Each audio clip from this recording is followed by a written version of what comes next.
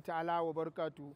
Masu kallon wannan tasha African TV nake muku sallama, barkanku da warhaka.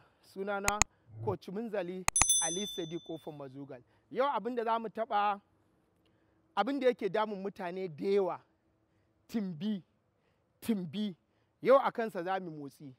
Insha Allah ka bibiye mu, za ka ga yadda za ka rabu da timbinka. Amma akwai wasu sharaɗa, duk motsin da za ka yi, in dai ba za ka ɗau wa'innan sharaɗan ba, timbinka fa ba zai ragu ba.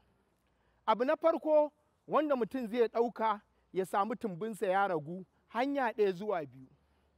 Na farko, a ci abincinmu. Cimanmu tana ba da gudunmowa wajen ƙara timbi, musamman cin abincin dare. Kaga idan za ka rinka cin abincin dare kana kwantawa, to akwai matsaloli da dama wanda aka ringa fuskanta, kuma ba za ka rabu da timbi ba. Amma hanya ɗaya da za ka rabu da timbi, abincin dare ka yi ƙoƙari ka ajiye shi gefe ɗaya. Abin da nake nufi, in dare ya yi ƙarfe 7 ko ƙarfe 8 baka ci abinci ba, ka nemi 'ya'yan itatuwa ka ci, ya fi ma kwanciyar hankali. Idan ka kula, iyaye da kakanni, birni da ƙauye, duk inda aka yi sallan magariba, kowane gida an gama cin abinci an yi komai, amma in sai karfe 11 karfe 12 sai ka lodi abinci da yawa, kuma a nan wajen za ka samu ka shimfiɗe ka kwanta, ba za ka samu yadda kake so ba. Abu na biyu, idan ka zo cin abinci, addini ya tanadan mana, idan za ku ci abinci ku kasa cikin ku kashi 3, abinci, ruwa, iska. To matsalar da muke fama da ita, sai mutum ya ɗirki abinci ya cika cikinsa tab, sannan ya nemi wajen iska ko ruwa, ba za ka samu yadda kake so ba. Idan ka kula injin markaɗe, idan aka cika shi da tattasai da tumatir da attaru da albasa,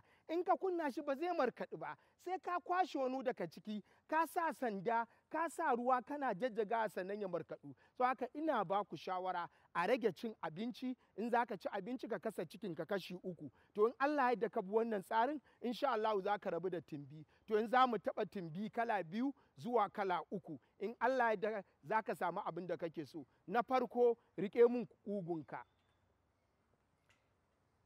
To za mu ɗaga ƙafafuwanmu guda 10. Idan ƙiba ta ma yawa ka yi a hankali, ko ma siririn ne ba a hankali, insha Allah za mu samu abin da muke so. To bismillah, mu je. 1 2 3 4 5 6 7 8 9 10. Sai ka huta, ka ja numfashi ya ƙasa. To sai ka ƙara guda 10. In ba ka iya ɗaga hannun ba, samun hannunka haka. Ka sa haka? To ɗago cinyarka ta taɓa a hankali guda 10. Mu je. 1 2. Kaga yadda suke ɗagawa, kai ma haka za ka ɗaga. 3 4 5 6 7 8 9. Sai ka huta, ka ja numfashi, ka ajiye shi. Sai na 3, samun hannunka a bayan wuyanka. Kaga yadda na sa? Kai ma haka za ka sa. Gwiwar hagu ta taɓa hannun hagu, gwiwar dama ta taɓa da dama. In ba za ka iya ba, a hankali. Yau da gobe za ka biyo mu a hankali. Bismillah. 1 2 3 4 5 6 7 8 9 10. Sai ka huta. Idan ƙiba ta yi yawa, ya za ka yi yayu? Mu ƙara sa hannun.